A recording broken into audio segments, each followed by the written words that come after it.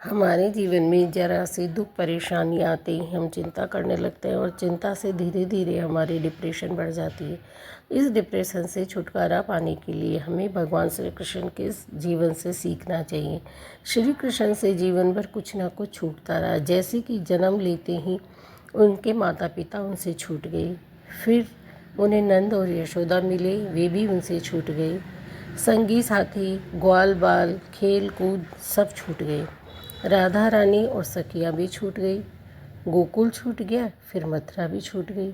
केवल नहीं छूटा तो श्री कृष्ण से उनका दैवत्व और मुस्कान।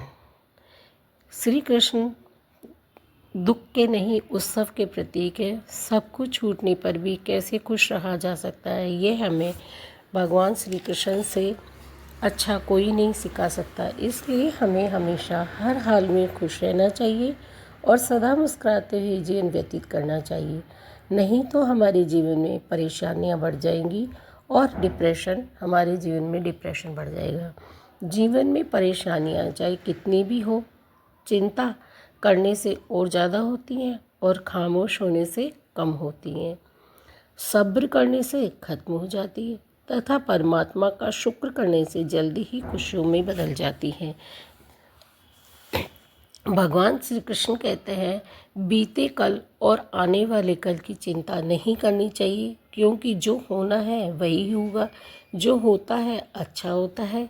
इसलिए वर्तमान का आनंद लेते हुए हमें अपने जीवन को व्यतीत करना चाहिए।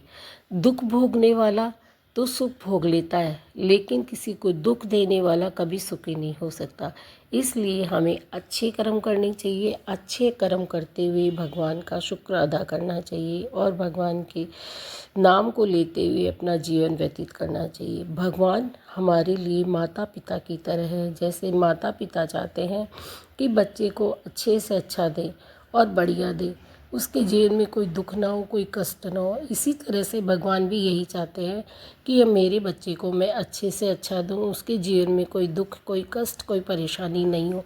लेकिन हम भगवान को याद नहीं करते और अहंकार में डूबे रहते हैं। दुनिया पर विश्वास करते हैं, भगवान पर विश्वास नहीं करते। अगर हम यदि भगवान पर विश्वास करके भगवान का नाम लेते हैं तो हमारे जीवन में कभी भी कोई दुख, कोई परेशानी नहीं आएगी।